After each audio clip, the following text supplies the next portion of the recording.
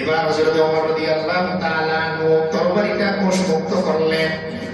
তরবারিটা রাসূলের হাতে দিয়ে বললেন, ইয়া রাসূলুল্লাহ, আমি এসেছিলাম আবু জাহেলের পরামর্শ অনুযায়ী আপনার গর্দান নিয়ে যাওয়ার জন্য। এই যে আমার সবচেয়ে বিশ্বস্ত প্রিয় তরবারিটা আপনার হাতে দিলাম। এবার আপনি যদি চান আমি ওমরের মাথাটা আপনি আপনার কাছে রেখে দিতে পারেন।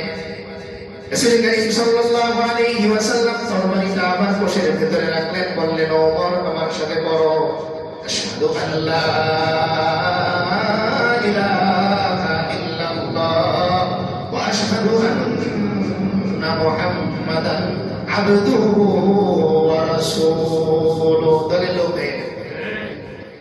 তখন তার আওয়াজ দ্বিগুণ হয়ে যায়, তখন তার শরীরের শক্তি দ্বিগুণ হয়ে যায়।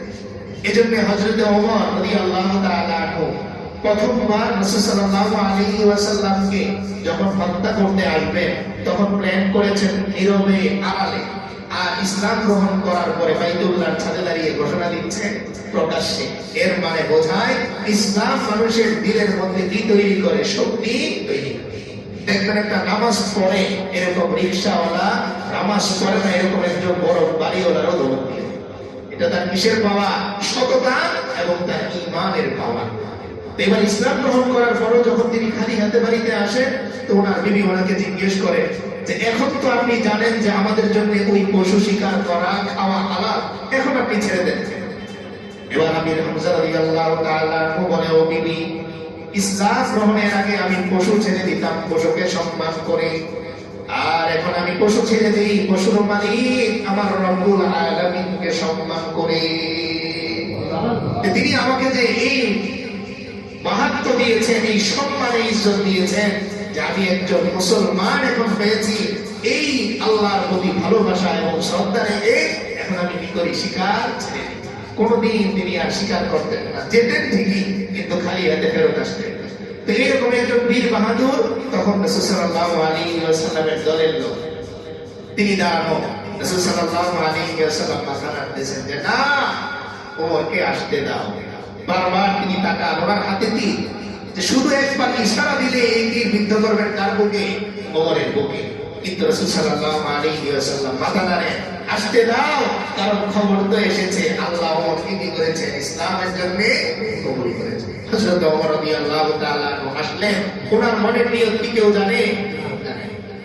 তিনি মনে মনে নিয়ত করে এসেছেন মুহাম্মদ সাল্লাল্লাহু আলাইহি ওয়াসাল্লামের গর্দান নিয়ে যাবেন। পুরস্কারের ঘোষণা দিয়েছেন। আবু জাহেলকে উনি বলছেন পুরস্কার লাগবে না, আমার নামটা আপনার প্রিয়দের খাতায় লেখা নেই, পুরস্কার লাগবে।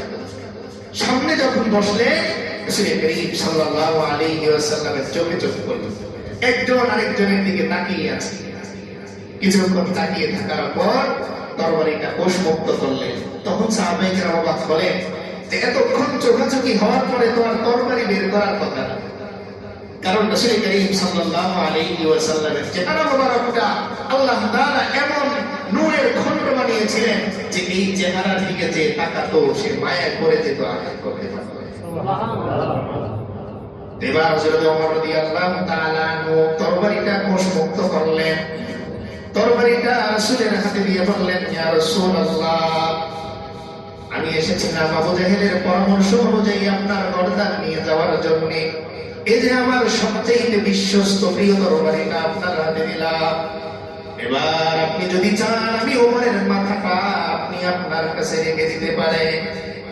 রাসূল করিম সাল্লাল্লাহু আলাইহি ওয়াসাল্লাম তরবারিটা আবার কোষের ভিতরে রাখলেন, বললেন, ওমর আমার সাথে পড়ো, আশহাদু আল্লা ইলাহা ইল্লাল্লাহ ওয়া আশহাদু আন্না মুহাম্মাদান আবদুহু ওয়া রাসূলুহু। দলিল কিসের মাধ্যমে? একটা কালিমার মাধ্যমে। এই কারণে এটাকে বলা হয় কালিমাতুন তাইয়্যিবা। এটাকে কি বলে? উত্তম কালিমা। পৃথিবীতে এর চাইতে মধুর কোনো কথা, এর চাইতে মধুর কোনো বাণী আল্লাহ নাযিলই করেন। কিন্তু আমি আর আপনি পড়ি কিনা? আমরা মনে করি এই কালিমা বলবে যারা নও মুসলিম, মানে অন্য ধর্ম থেকে মুসলমান হচ্ছে তারা পড়বে, আর যারা বিভিন্ন জায়গায় বায়াত আছে তারা পড়বে। অথচ এই জিকির সবার, এই জিকির কার? প্রত্যেকটা মুসলমান। আপনি সকালবেলা পড়েন লা ইলাহা ইল্লাল্লাহ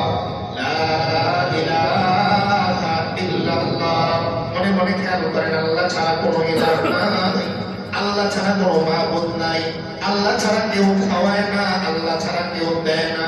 মনে মনে ফিকির করেন আর করেন, কত জিনিসের ধ্যানই তো আমরা করি, কত জিনিসের স্বপ্ন আমরা দেখি, কিন্তু ভালো স্বপ্ন আমরা দেখি না। এই কালিমার জিকির বেশি বেশি করবো আমরা।